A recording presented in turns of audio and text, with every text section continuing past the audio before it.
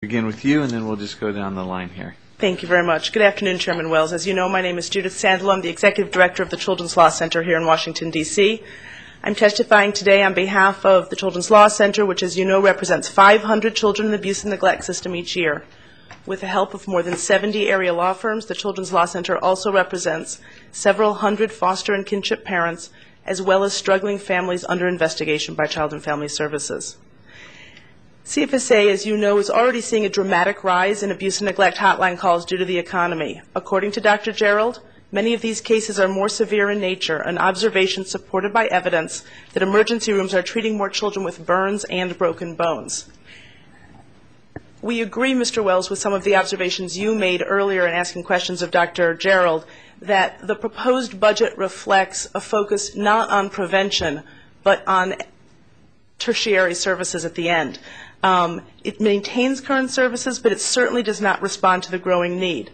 There is a modest $380,000 or 4.5% increase in spending on in-home services in the budget, although there's actually a decrease from the actual spent in FY08. That, despite the fact that there has been a 50% increase in in-home cases over the last year, and things are only expected to get worse, as you pointed out in your remarks. To prevent a wave of children from coming into the foster care system, more money must be moved from the back end to the front end for prevention.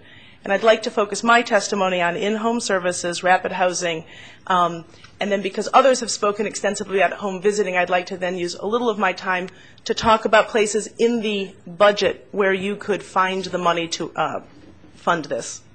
First, the Rapid Housing Program, which, as you know, helps families on the verge of homelessness by providing time-limited financial assistance to pay security deposits and the first several months' rent. Rapid Housing is proven to have helped hundreds of children to reunify quickly or stay out of foster care, and was, and I quote, by far the most used resource by emancipating youth, which is a quote from a former CFSA director. The program is inexpensive, a maximum of $5,000 per family or emancipating youth. I think this follows up on what your comments about the families you had dinner with, Mr. Wells. We estimate that it will cost $1.256 million to adequately fund the Rapid Housing Program. That would allow it to serve 150 families and 110 emancipating youth. I want to point out that Rapid Housing is going to pay for itself and then more in cost savings in fiscal year 2010 alone. For every $5,000 spent keeping a child out of foster care, the district saves at least $48,000, which we estimate conservatively as the average cost in local funds of 1 year of care. We estimate that it will save at least, that means, $7.9 million in FY10. In addition, there are competitive stimulus grants that CFSA could apply for to pay for the program. Clearly, it's both a good policy and a good fiscal decision to fund rapid housing. You've already heard extensively about home visiting programs. We support that testimony. I'd rather spend the remainder of my time on talking about ways to increase, to fund the budget increases. My written testimony goes into that in much more detail.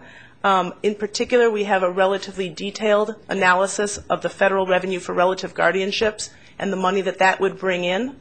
But I also have significant testimony about cutting ineffective programs.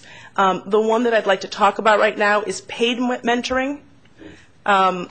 My colleagues' experience is that paid mentors often stop working with a child after a very short period of time.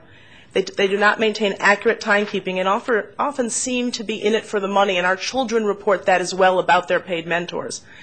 The short duration of most paid mentoring is a particular concern because research suggests that short-term mentoring actually does more harm than good. Ms. Sandalow, you're going to have to... I would be happy to wrap up if I could. Make one last point. We hope the Council will move FY10 dollars from keeping children in CFSA custody to preventing abuse and neglect and keeping children with their families. And we hope that the Mayor and the Council will work closely with us in the coming year to develop a district-wide child abuse and neglect prevention plan to keep children and families safe, and that the next year's children's budget will reflect a coordinated multi-agency strategy to ensure that children remain safe at home and with their families. Thank you.